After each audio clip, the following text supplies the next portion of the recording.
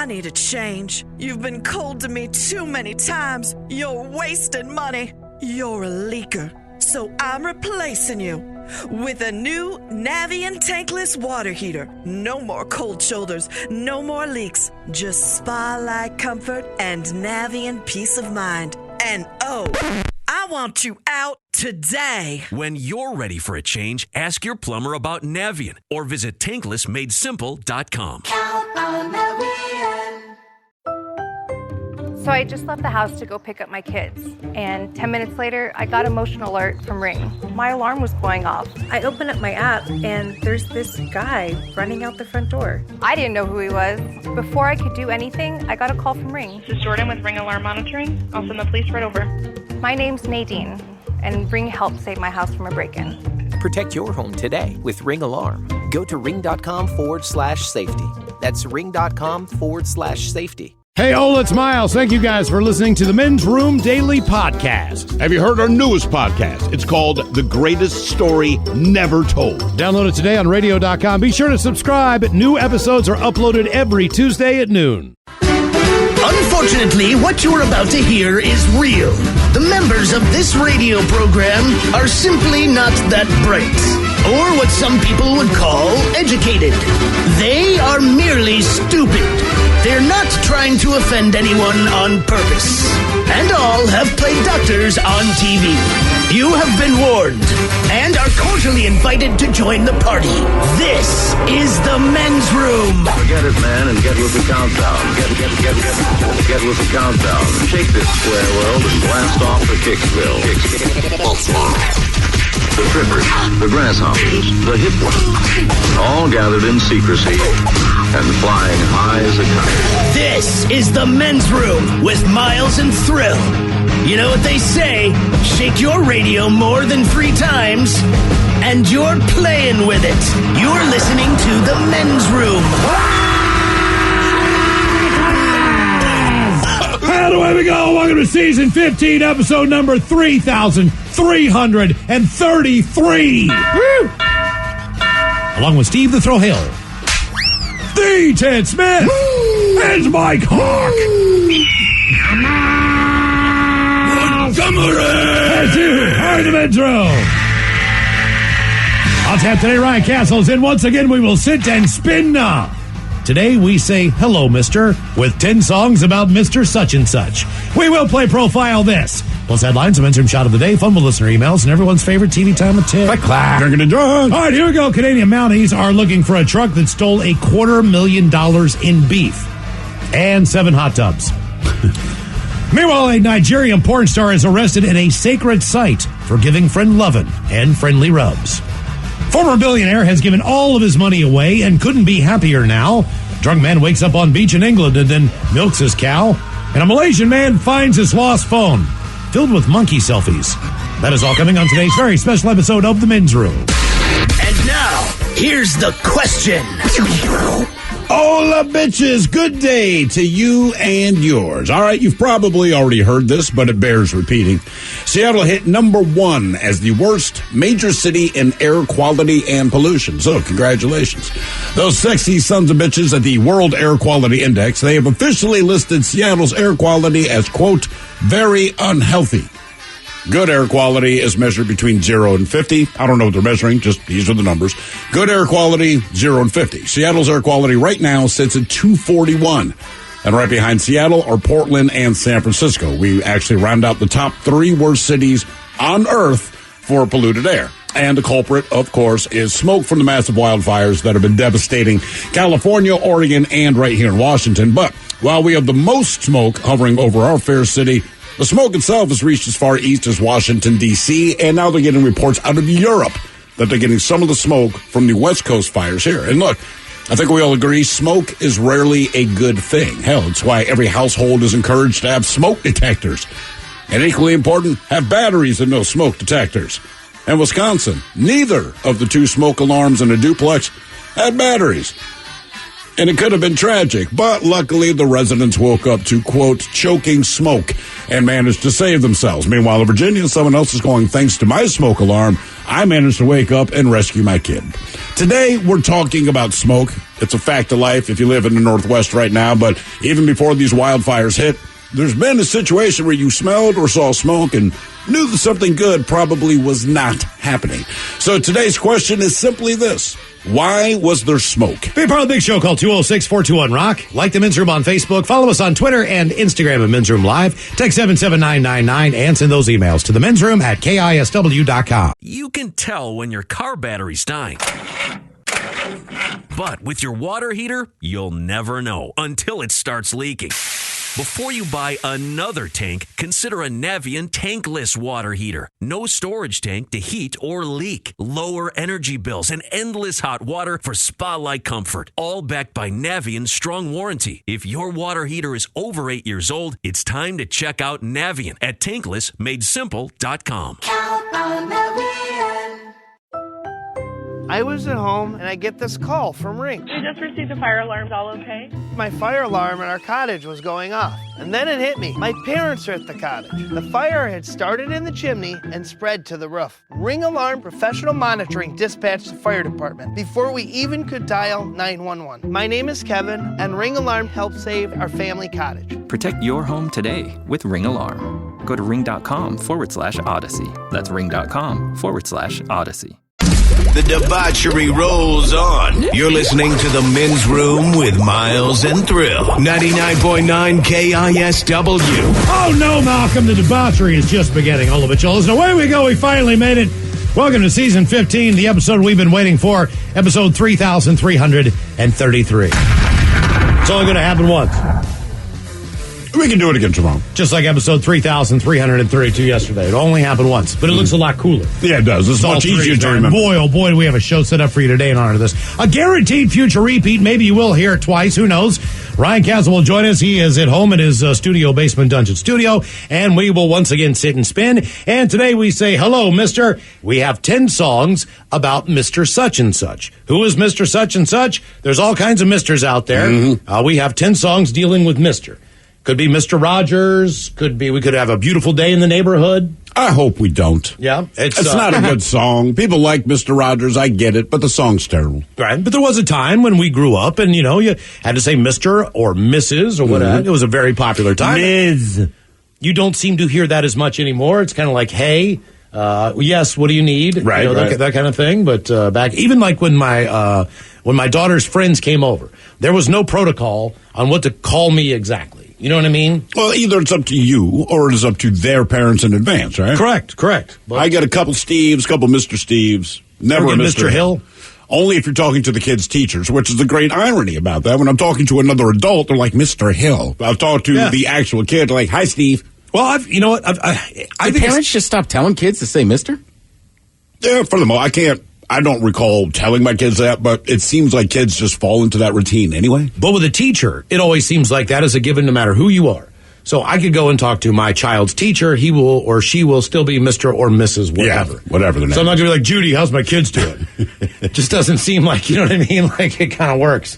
I don't know. To me, that's a position of authority, and that's part of it. So we have 10 songs about Mr. Such and Such coming up as we will sit and spin today. And today we're going to talk about smoke. There is smoke out there. It is not dissipating. They say initially they said it was going to go away a couple days ago. Now they've got it like at Thursday or whatever, but this stuff is just sitting here as of Friday. Seattle, Washington had the worst air quality in the world. Mm-hmm. No place worse for air quality. That was followed by Los Angeles, San Francisco, Portland. Portland jumped us on Friday, and they have not let go. Whatever is going on down there, that smoke is not leaving that area. They have been number one in the world for the last 4 days. Oh, did they take us over? Yeah, oh yeah. I misspoke earlier. I guess we're down to number 2. We're at number 2, and people are talking about the fact that all the California wildfires and all the things that are going on in Southern Oregon, but as far as LA's got smoke right now, San Francisco has smoke right now. Obviously, Sacramento is covered in smoke right now. All the national stories, with the exception of Portland, don't really mention Seattle as much, but you realize that this area is on fire as well. And I mean, when you look at some some of the pictures, some of what has already burned in the eastern part of our state as far as towns just disappearing. The same thing that happened in Oregon. It is bad. We have very unhealthy air. So much so that you know the air is unhealthy when you can see it. Just as a general rule to me, if you can see the air you're breathing, probably not good air. It's a good rule. Up until, I think, 3 o'clock this afternoon, maybe, if Alaska Airlines is still on schedule for the past 24 hours or so, they just canceled flights in general. Operations in Spokane. Some flights in Eugene, Medford, Redmond, Pasco, Walla Walla, along with the Portland flights. If you are flying in those areas, be sure to check, because as of last reported, they were going to start flying again to those destinations at 3 o'clock. They could have lifted that earlier. I've got no idea. Either way, that's pretty bad when you can't fly a plane, because you figure you'd be able to get over this stuff. But apparently right now it's sitting at about 9,000 feet. Right. So, I mean, even if you fly above that, I mean, half of your descent coming for a landing, descent, you're going to be in the smoke. So our question today: why was there smoke? 206-421-ROCK. Hello, Chris. Welcome to the men's room. Good to be here, gentlemen. Hola. Good to have you, Chris. Hola. So when I was about 7 years old, my best friend was, I think, 10. And us being young boys, of course, we were pretty obsessed with fire. And he got a hold of, swiped one of his father's, matchbooks, and we were outside trying to start a campfire. And that wasn't working too well, because we didn't know exactly how to start a fire. We were using way too big of branches. Finally got sick of that, and we're running out of matches, and we found some old newspaper in a parking garage that was close to where we were at. So, being the smart guys we were, we thought we'd start that on fire. And it got out of hand. There was about a dozen cars in the parking garage. It was a single-story parking garage. And when it got out of hand, I ran home. And shortly after, the entire parking garage burnt down with 12 cars in it. Oh, no. Now, were you part of that as far as the responsibility goes? I did not get in trouble. I have no idea how. I think they caught him. He got in trouble, but I got off scot-free. I have no idea how. I pretended. I never told my mom. I pretended like I had no idea what was going on. Yeah, that's the right move. I'm 51. I would do the same thing. I don't know anything about it. Did you feel any guilt associated with the fact that 12 cars burned down, or were you too young to really care? Oh, yeah. I mean, it was 1990, and I knew at that point that we had just destroyed a lot of money. I mean, a dozen cars in a parking garage. I mean, I lived in Montana at the time. That's half the population. I can't even believe they had a parking garage. You'd think there'd just be parking available. It's a major city in Montana, 70,000. That's a major city there. Sure. So how long were you nervous that your friend was going to roll on you? You just said he gets in trouble. I remember standing on the lawn, watching this thing burn down, watching all the fire trucks, thinking, I am in so much trouble. I do remember that. Yeah, that's... Yeah, if you burn down a parking garage as a child, I think it's reasonable to think, man, oh man, I'm going to be in trouble. Is this like an old wooden parking garage? Is this like an old building from the early 1900s? Well, it was an older parking garage, probably built in the 70s. All right. And it was all wooden structure, so it was easy to burn up. And back then, people would just, throw kitty litter or newspapers down if their car was leaking. And so those newspapers got full of oil, and those went up real quick. Yeah, I bet they did. Yeah. Damn. All right. That's something. Yeah. By the way, a comment came in. The guy said he's an airline pilot. And he says, as an airline pilot, I can tell you guys, the smoke does not stop us from flying. The problem, believe it or not, it's too hazardous for the ground support crews. That's what I was kind of thinking, right? That makes sense. I don't think they took my trash yesterday because of that. I think they just gave the guys the day off. Which makes sense, man. You're outside all day. You're dealing with this already. All of us in here have scratchy throats. It's amazing we can talk for 4 hours a day. It really is. Yeah, for sure. It's affecting us. It's affecting our boss. We did a Zoom call with him the other day. He can barely speak. He's just sitting there like, I'm going to die. Sounds like he just smoked like 7 cigars. Are you at home? Yeah, but the bottom line is, man, you can't just sit there with the window. The smoke's going to get in. It's going to get in one way or another. My buddy, man, and I've never seen anything like this in my life, but it was just a crazy experience. It is an S-hole, but I went back home to his hometown in central Pennsylvania, kind of north central Pennsylvania. And the town that's right beside of where he grew up. And it's not very far away. I mean, we're talking really close proximity to two places. Is this the one that's on fire? It is still on fire. Yeah. So this town is a ghost town. Everything has been abandoned. There are pictures of highways that are just inhabitable. There's people who've graffitied all the streets, and the town is dead. There's still structures there. There's still all these things. Well, the problem is the fire. So it's an underground fire, right? And I want to say it's like burning coal or something like this. It is. And it's been doing this burning a seam for like 20 or 30 years. So they have tried multiple times to put out the fire, and it's just not working. But this thing, it's doing a slow burn, like if you drop a cigarette on a piece of material, right? It does that slow brown burn kind of thing. It's burning. It's just not on fire. But this thing, this town has been on fire. My wife's pretty familiar with this, and they have these, I don't know what they call them, but essentially they've inserted these tubes to vent into the ground. Which doesn't help because it kind of stokes the fire to bring in air. Well, they also do, they use these to say, like, hey, man, is fire going down at all? And every time they look, they're like, no, and it is spread. So, right, this once kind of thriving town, like, you had to leave because it is melting the ground. You from the still bottom. aren't really allowed to go there to this day. No, you're not. They recommend that you don't go there because of the fumes. But if you look at the town and you see how close it is, when you're going by, like we would just go from bar to bar and you could see the town. Like, you know what I mean? Just going from one end of the town to the other. It looks like the Smoky Mountains. It looks like Tennessee. Sure. Even if it's a sunny day, there's just all this smoke that kind of folds into all of the mountains in the town. I wish I could remember the name of the town. Centralia. Is it Centralia? I just looked it up. But I will tell you this, that whatever town is next to Centralia, Pennsylvania, is going to be on fire next. Well, it's just wherever the seam goes. Spreading, right. Sure. I mean, a coal seam could go hundreds of miles. It just depends on pointed that out. when the damn thing stops. Right. I mean, and Miles, you know this. Like, when I grew up, we had family that lived outside of Pittsburgh. Okay. Turtle Creek. Okay. Oh, Turtle Creek area. Get out of here. Is it friends of your mom? Actually, my dad's side. Oh, that's cool. But they would talk about how for years in Pittsburgh, there was just like, it was cloudy every day because all the coal mill or all the mills and everything, and the mines, that it was just like, it just hung over the city. And it never got out. But but in this town, it's never left, which is just absolutely bizarre. Because it's still on fire. And, you know, like every once in a while, you'll drive into Tacoma, man, and it'll just have that just... Has the stink. It's got the lumber mill thing going on. Well, this aroma. This town had a very unique smell as well. So when you're just smoldering coal, you know what I mean? It's a thick smell. It does not go away. It's not pleasant.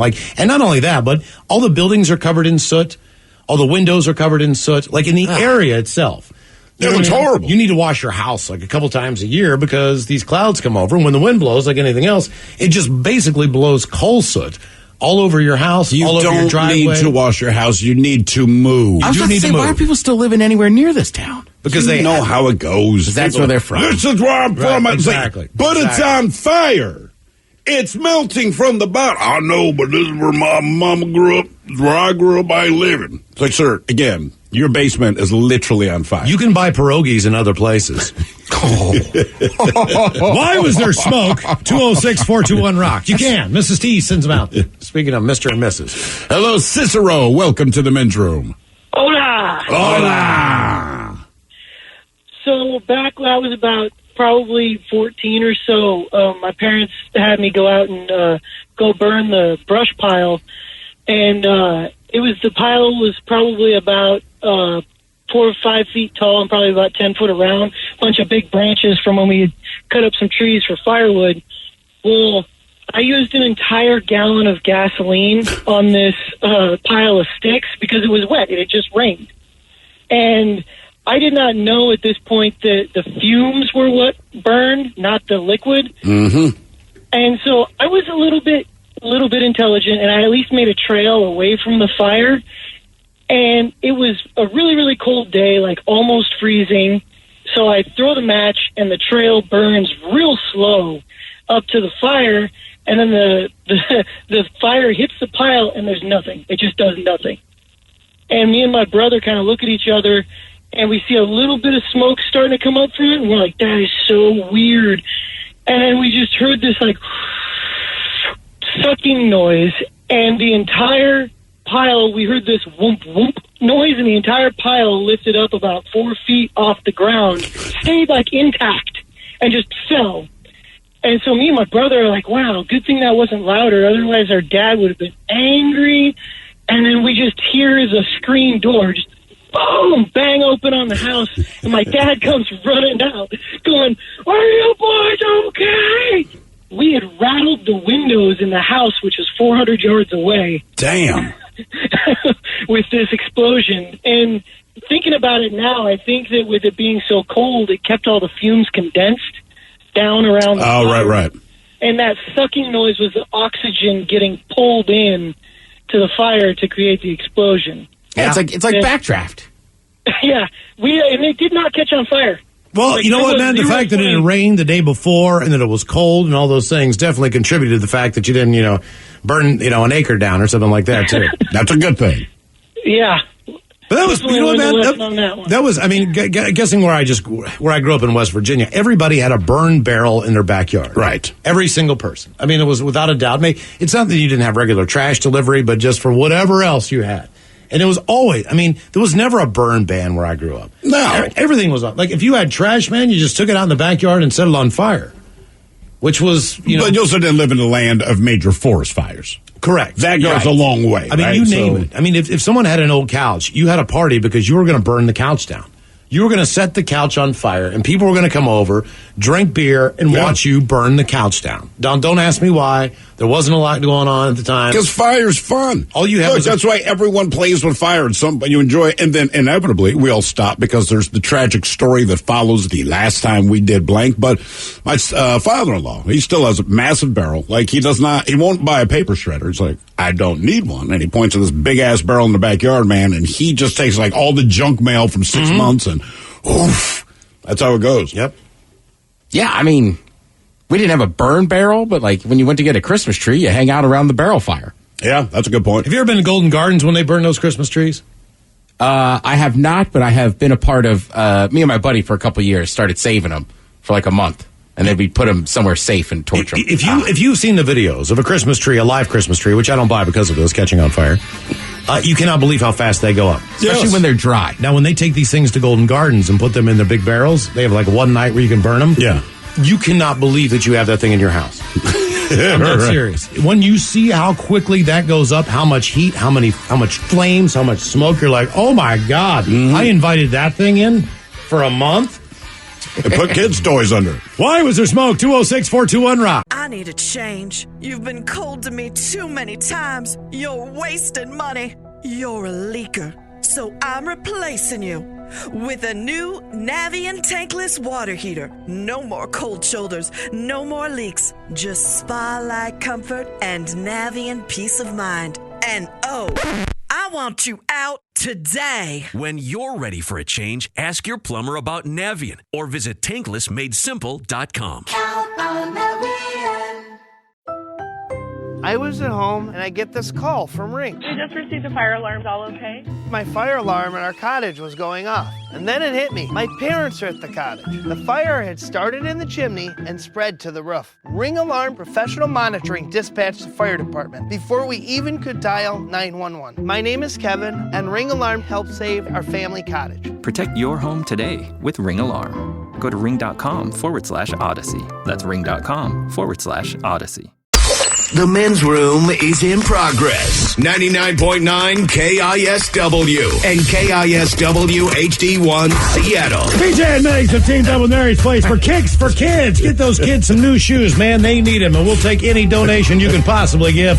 Head to KISW.com to donate today. The idea, there's a lot of families out there that do not have the money to put brand new shoes on their kids. A lot of families are homeless, dealing with the pandemic. If you can, please give what you can to KISW.com. All the money raised goes to Mary's Place, and they will let the kids choose the sneakers that they'd like to have. So yeah, it's a hell of a great cause. Head to KISW.com and donate what you can. Okay. Because the other option was chopping off the kids' feet, and that seemed way too extreme. So we said, why don't we try to get shoes? In our day, they just, got your shoes that were 2 sizes too big, so you grow into them. You grow into them. And you got what you got. So please head to KISW.com and donate today. Okay, we do have some breaking news, Steve.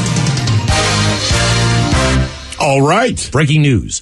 Major League Baseball has officially postponed the Mariners-Giants game tonight because of the wildfire smoke here. They played yesterday. They did. They played a doublehetter. It was worse yesterday. A doublehetter. I was shocked they played yesterday. Did you see even the pictures from the stadium? Well, who had that catch? Kyle Lewis, yeah. Saw that picture. That didn't change the game much in the second part of the doubleheader, but yeah. So Major League Baseball canceled for tonight. Yeah. Well, they canceled just here in Seattle. So obviously nowhere else. And they don't know when they're going to reschedule the game, but it looks like they're going to move the game to San Francisco. That's crazy, man. What? Yeah. Which is typically where you go when the air quality is foggy. And Wait a minute. I thought they had terrible air, too. Well, they do, but they're going to move it at a different time. They just, as far as the scheduling goes, this was, one of those things that just happened. So you're going to cancel it here and move it to San Francisco. That's number 3 on the list of the most. Okay. They say the air quality here is so poor, there's a danger that it can cause burning eyes, aggravate lung and heart diseases.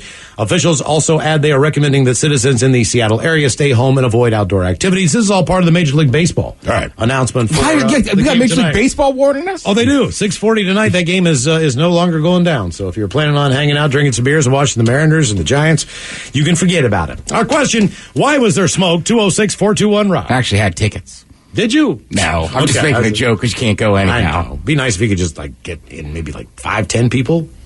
Maybe. In a section, you know what I mean? We can spread it out a little bit. Are we at that point yet? Yeah, it's about the average for him anyway. Yeah. Hello, Taylor. Welcome to the men's room. Boo! Boo!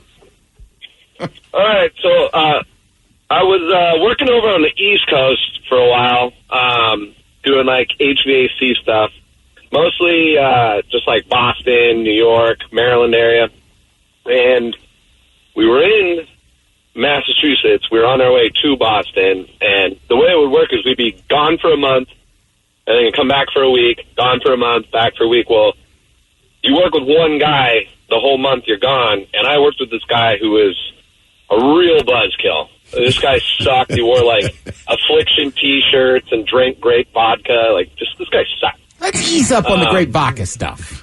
And Affliction, yeah. When you wince after it, grow up. So we're driving on the highway. We're on some main interstate, and I'm on my phone. I'm irritated with this guy. I don't hear anything I have to say. And he's like, I think it's getting kind of smoky in here. And we're in a big box truck. I'm like, shut up, Fisher. Just don't talk. And he's like, I'm serious, man. I was like, dude, it's not. And I look over, and our cabin is full of smoke. I was like, pull over. So he pulls over, and we're looking, and the smoke's coming out from underneath our seats. I was like, what did you do? Immediately, I'm blaming him. He's like, I didn't do anything. I was like, well, call 911. He's like, you call him. I'll try to get it out. So I dial 911, and I get the most Boston accented 911 call. She's like, hello? 911. I was like, yeah, my truck's on fire. She's like, where are you? Like, on a highway. She's like, where? Like, this is going nowhere. I'm like, mile marker 7. She's like, oh, okay, we'll send someone. Cop shows up. He was rude. He's like, where's your fire extinguisher? After we had already gotten it out by throwing Powerades under our seat. It turns out the wires from where you control your seat to move back and forward. Yeah. Those we ran over them with the C-track, and they just sparked up one day. Oh, Jesus. Yeah. Luckily, it melted all the plastic around the sides, so it kind of snuffed itself out. But, yeah, I'm pretty sure that truck's probably going to burn down one day. I don't work for him anymore, so I don't really care. But okay, someone else is that the only vehicle that you've been in that caught fire? No, but one had to do with just a J that we didn't put out all the way. Yeah, okay. We've all been there, man. That's what I was going to say. We've all been there. I've been in a similar situation. I had my favorite Baja style Mexican hoodie, which was very popular at the time. Now this thing was as smooth as smooth. The drug rug. Yeah, man, it was a drug rug. It had a Corona label on the front. You have a Corona? You never told me it had a Corona label. Yeah, it was a Corona. What color? It was white and blue. Was it free? It's kind of like Kraken colors. Had a little red in it. It was no. I paid for it. You paid money for a Corona drug rug. This thing was so bad, it probably got me laid less than I ever had any imagination that it could. I bought one in Ocean City. It was my favorite. It was the time. I have 2 drug rugs. It just does not say Corona. I probably even had a hookah shell type necklace or something. For sure. It was just, I was living the life, man. You know what I mean? All you needed was a Jeep. Things were great in the late 80s. So I'm driving down the road. My brother had a Jeep when I had mine. I'm smoking a cigarette. I flip that cigarette out the window. Pretty sure I got it clear. Driving down the road, I smell a little bit of smoke. So I'm like, oh, God. I didn't get that out. Pull my car over, open up the back doors. I go through all underneath the seats. What kind of car are you driving? I'm driving the Golf GT that caught fire and blew up on a highway literally months later. Seriously, blew up on the highway. But, So I can't find it. I'm like, all right, well, this just got out of there. This is just residue smoke, whatever. Get back in my car, and I look at my rear view mirror, and I can see smoke coming up from the back seat. Mm-hmm. I can clearly see it coming over the back of my head. I'm like, all right, Jesus, where is this thing? So I get out. I can smell the burning. I get out again. I go through the back. I'm looking in the cracks of the seat. Now I'm underneath the seats. I mean, I'm pushing the seats forward, pulling them back. I've aired the car out. I closed the thing. I'm like, there's no way this is back there. It's just, I got it out. Driving down the road again, I look in my rear view mirror, more smoke's coming out, and all of a sudden I see the poof of a flame. And I realized that cigarette had gone in the back of the hood of my Baja sweatshirt. Yeah. And at this point in time, it has burned about a 6-inch hole. Like it's just slowly smoldering, and then it lit at some point in time, you know? And that's when I saw this. And so technically, you were on fire. I was on fire. Car. Not the car. I pull out, man. I jump out of the car, and I rip the Baja off. Granted, I wasn't wearing a shirt underneath it. Oh, yeah. That's the way we roll. Styling guy. Oh, yeah. This is completely ridiculous. So now I'm on the side of the road, shirtless, stomping out my Baja, and I'm looking at it, and I was so upset about this thing. You know what I mean? Because I think I paid like $30 for it. Where was this at? This is in West Virginia. Whatever it was just like, man. This is a place you expect to see a guy stomping out his Baja shirt. Yeah, that's not unusual. Right. A shirtless dude stomping out a fire on the side of the road. West Virginia, whatever. Keep driving. Guess what I did, Ted? I took that sweatshirt home, and I kept it in the car anyway, and I brought it home with me, and I cut the hoodie off. Mm-hmm. So now it's a crew neck. And I looked at it, and it didn't look right. You know what I mean? It just didn't look right. I feel like the hood makes it. So then I cut the sleeves off, all right? Oh, Lord. Yeah, all right, Mr. Belichick. Now I look like an African prince. Right? Basically the way this thing, like I look like I'm in Kwanzaa gear. Right. You know what I mean? Like this is not working out. It's not a trash today. The whitest African I've ever seen. That's amazing. Why was there smoke? 206-421-ROCK. South, huh? Yeah. Hello, Josh. Welcome to the men's room. Liquor and whores, gentlemen. Liquor and whores. So I've got I don't know how old I was. I was probably 12 or 13 years old. I got to say, though, it was in Reed City, Michigan. A little shout out to a very small town. Nobody who listens to your show will know where the hell that is. But did you say it was called Weed City? Reed City with an R. Oh, okay, all right. With an R. That'd be a way better story. But unfortunately, Reed City. So this town has a couple of granaries. Right in the downtown area, there was this big granary. It was like a barn with a silo and a big field of old dry grass. Nobody used it for a long time, but the building was kind of cool. And me and a couple of buddies, we like to hang out in there. We like to skip school, go smoke a little weed in there sometimes. And we set it all up in there to be our kind of hangout spot. We called it the Crack Shack. Although none of us smoked crack, so luckily, we didn't get into that stuff. But, that's what we call a co-worker's pants. Mm-hmm. Yeah, so we were in there one day, and I remember my buddy Johnny. He had some cigars from his grandpa's closet. His grandpa hid Winston cigarettes and old cheap, crappy cigars in his closet. He'd buy them in bulk and just stuff this closet full of tobacco products, disgusting tobacco products. Anyway, we went in there one day and we grabbed a couple of cigars and we were over at the Crack Shack smoking these cigars. We had these mattresses to sit on. They were in there already. We didn't put them in there, but the place had mattresses and some other crap. It was just kind of an abandoned building. Anyway, we're in there smoking these cigars and intentionally putting them out on the mattress. Not really thinking, what the ramifications of that might be. But we're putting these cigars out and wrapped up our session of the Crack Shack and went back across the street to my buddy's house. And a couple of minutes later, we see all this smoke. I mean, like a lot of smoke all around the house. And we look outside and we look across the street and there's just all of that dead, dry grass is ablaze. Like 6 to 8 foot flames jumping off of all this dead grass. And the Crack Shack, this big wooden barn, and the silo next to it were all up in flames. And this is probably only 20 minutes or so after we left. But the whole thing is up in flames. And so we're freaking out, obviously, thinking, we're in a lot of trouble. Our parents are going to lose their minds. The whole town's going to come down on us. So, we put on disguises. We all had kind of long hair. One guy had a shaved head, but two of us had long hair. I had this long blonde hair that kind of curled at the bottom. It was like, a 60s style chick cut that just happened to be, it's mid-90s, whatever. But it kind of flipped out. And, we went down there with hats on, with our hair up and asking all these questions and blah, blah, blah. Anyway, long story, but, the newspaper, the small town newspaper, I still have this newspaper to this day. It's just such a cool story. But this old lady across the street, she told the fire department she was watching the Waltons, and she saw two little boys and a little blonde girl running from the scene just before the smoke started up. And so anyway, I guess I'm the little blonde girl. You didn't get busted. You guys didn't get busted though. Little blonde girl. We didn't get busted. We did not get busted. I don't know. It's probably still a felony.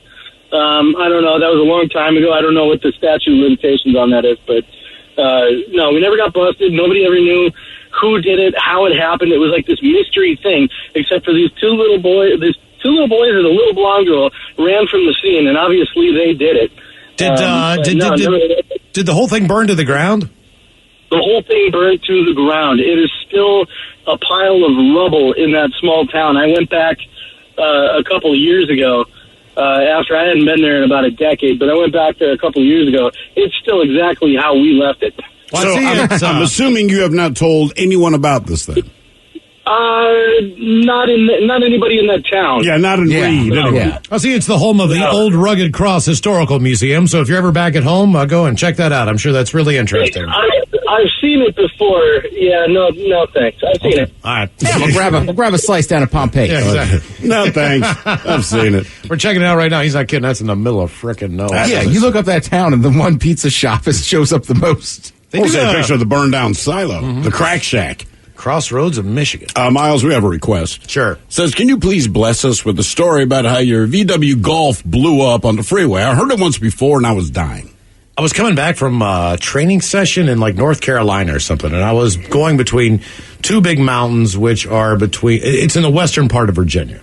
Okay. So the western part of Virginia, the mountains get pretty big in Virginia, and you have to cross two big mountains, and both those mountains have tunnels, and it's a pretty good pull. It's probably maybe 6,000 feet. It's a lot for that area. A lot of switchbacks on this road, whatever. I'm pulling my Volkswagen Golf GT. I just bought it from an auction. This thing is my car. I bought it in the lot. Probably should have let it go through the line, Mike, instead of just buying it out in the lot. Wasn't really sure what I was getting into there. Thing made it down there fine. We are on our way back. There are two major tunnels. One is called Big Walker Mountain Tunnel, and there's another tunnel, which I can't remember the name. Walker Texas Ranger Tunnel. Yeah, and coming down, I just got through both of them. Now I'm on the downhill slide. I look, and all of a sudden, I start to smell smoke. And the smoke that I'm smelling, if you've ever had anything go wrong with an engine block, if you've ever had a rod that was leaking or whatever, there's a very distinct smell of burning antifreeze. Yeah. And it's one of those where it kind of smells sugary, but it's very smoky. All of a sudden, my car starts to fill up. I think I had a couple other people in the car with me at the time. I'm like, oh, man, my engine is overheating. I see the light. It's going off. It's pegging right now. I'm like, all right, man. I just got to get down to the next exit. I will pull over. Obviously, I need some antifreeze, blah, blah, blah, blah, blah. What I did not realize at the time was I had a very small fragment engine block crack. Now, as that thing is overheating, the engine is basically bone dry. When the car blew, and this is no lie, when the car blew, it shot a cylinder through the hood of the car. Not only did it shove a cylinder like a shotgun if you were to shoot it from underneath the car. That's what it looked like from the outside. It blew my hood up into the windshield. The entire engine then blows apart and goes into a million pieces. I'm running over the parts of the engine, and that is when the flooring fell out on the car. Now I'm looking down at hot metal. There's smoke. I can see, like, the clutch line. Yeah. I can see everything. I'm looking at the highway. I mean, it's below me. I'm still going 60, 65 miles an hour. Sounds like a Flintstones I'm coming car. Down a hill. I'm on fire. I'm freaking the hell out. I've run over my engine. a couple different times in different pieces. I pull over on the side of the road. I get out of the car. I'm standing there. The hood is up. The engine is gone. There's no floor. There's nothing in this car left. The whole How thing long did you have it? Like 2 months. This car, I put like an Alpine stereo in there. I didn't wire the speakers right, so I did that. I didn't ground it right. Right. But other than that, it's a pretty smooth ride. Sounds like it. So I pull over. Now, I've got this guy who basically pulls up behind me in a watermelon truck. And what I mean by watermelon truck or a corn truck is he's got a regular old pickup truck, but the wooden sides and slats on the back are like 7 feet high for, hauling produce or whatever the hell he's got. So he pulls over. He's got a hat on. He's exactly who you think should be in the middle of nowhere in Western Virginia. He's this guy, and he walks up to me, and he looks inside the engine where the engine's supposed to be under the hood. There's no engine anymore. We look back on the highway. The engine's all over the highway. And he says, "Man, you all right?" And I was like, "Yeah." He goes, "I ain't seen nothing like that since the Challenger." That was the line the guy laid off. So from then, I was like, "Okay, man, just bumper push me, just shove me," because when I got down to the end of down to the bottom of the hill, there was an exit, but the exit ramp then went up. Of course it does. So I needed him just to push me up over that ledge and then pull me into this gas station, which he did with his his pickup truck, no problem. And I'm just sitting there like, where do I put my feet? So, because there's no place to put your feet. I mean, the whole bottom of that car fell out. It was insane, and the smoke was unbelievable. And it was just me and him. Nobody else saw it. There's no other cars on the road. It's in the middle of goddamn nowhere, man. But that car is gone. So basically what I ended up doing was I ended up taking a Greyhound bus from this town. Keeps getting better. All the way to where I lived in Morgantown. Now, I thought I could save the car because my buddy had an engine. So instead of leaving the frickin' car there like a moron, I decided I'm going to bring it back because it's still fairly new to me. So I rented a U-Haul, all right, with a hitch and drove it down there to pick this car up. What I did not know was that when you tow a car with a box truck that's got nothing in the middle, holy Jesus, that's a life-changing moment. You're going to kill yourself. The thing's just swimming all over the road for like 5 hours on the way home. I get it home to my mechanic. He's like, "Why did you bring this back?" He's like, "I just spent $300 on a U-Haul, dude." He's like, "You told me to bring it back." He's like, "You didn't tell me how effed up this thing was." It's like, "There's no engine in it." It's like, "I told you, the engine's gone." He's like, "Well, I can't even mount it anywhere. The whole thing's gone. It's not just the engine, it's everything. It's a tranny, it's a radiator, the whole thing's gone." You have a frame, son. I was like, good, all right. Why was there smoke? 206-421-ROCK. You can tell when your car battery's dying. But with your water heater, you'll never know until it starts leaking. Before you buy another tank, consider a Navien tankless water heater. No storage tank to heat or leak. Lower energy bills and endless hot water for spa-like comfort. All backed by Navien's strong warranty. If your water heater is over 8 years old, it's time to check out Navien at tanklessmadesimple.com. Count on Navien.